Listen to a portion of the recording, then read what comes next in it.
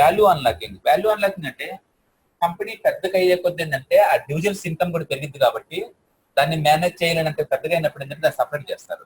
ఆ సపరేట్ చేయడాన్ని value unlocking అంటారు.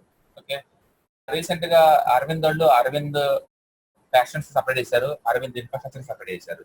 అలాగే సిఈఎస్సి వాళ్ళు స్పెన్సర్ రిటైల్ సపరేట్ చేశారు, సిఈఎస్సి వెంచర్స్ సపరేట్ చేశారు. అలాగే రీసెంట్ గా ఐఐఎఫ్ఎల్ కూడా వాళ్ళు వెల్త్ డివిజన్ సపరేట్ గా, బ్రోకరేజ్ డివిజన్ సపరేట్ గా చేశారు. అంటే కంపెనీ పెద్ద అయిపోద్ది ఏంటంటే వాటిని ఇండిపెండెంట్ కంపెనీగా మారుస్తారు. దాన్ని మనం వాల్యూ అన్లాకింగ్ అంటారు. ఈవెన్ ఇప్పుడు రిలయన్స్ ఉంది అనుకోండి, Reliance retail, Reliance Jio, Reliance oil and gas ఉంది. ఏదో ఒక రోజు ఈ 3 కంపెనీలు మారాల్సింది. అది ఐపీఓ రూట్ లో మార్చుతారా లేదా డిమర్జ్ ద్వారా మార్చుతారా అనేది మేనేజ్మెంట్ ఇష్యూ. బట్ ఏదో రోజు సపరేట్ అవుతుంది. ఆ సపరేట్ అయినప్పుడు ఎంత కొంత వాల్యూ క్రియేట్ అవుతుంది అనమాట. దాన్ని వాల్యూ అన్లాకింగ్ అంటారు. ఓకే, ఎక్కువ సార్లు FMCG companies and textile companies మొత్తం చాలా హ్యూజ్ ల్యాండ్ బ్యాంక్ ఉంటుంది. ఓకే, అవన్నీ సపరేట్ ఖచ్చితంగా రియల్ ఎస్టేట్ కంపెనీ స్టార్ట్ చేస్తుంది. సపోజ్ గోద్రేజ్ ఉంది అనుకోండి, గోద్రేజ్ కంజ్యూమర్ వాళ్ళకి గోద్రేజ్ ప్రాపర్టీ లిమిటెడ్ ఉంది. వాళ్ళ ల్యాండ్ బ్యాంక్ మొత్తం సపరేట్ కంపెనీలో డెవలప్ చేశారు. ఇమామి వాళ్ళకి ఇమామి రియల్ ఎస్టేట్ కంపెనీకి డెవలప్ చేస్తున్నారు.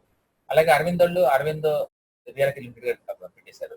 అట్లా చాలా companies, even textiles company Bombay Dyeing real estate గా, అలాగే సెంచురీ టెక్స్టైల్స్ అది సపరేట్ కంపెనీ లాగా, అట్లా అంటే ఖాళీగా పడి ఉన్న ల్యాండ్స్ ని సపరేట్ కంపెనీ లాగా మార్చేసి న్యూ వాల్యూ క్రియేట్ చేస్తే దాన్ని వాల్యూ అన్లాకింగ్ అంటారు. ఇది ఒకేసారి హిస్టరీ మొత్తం మీద ఒకసారి జరిగిందండి కంపెనీ హిస్టరీలో. But it is going to create the good value.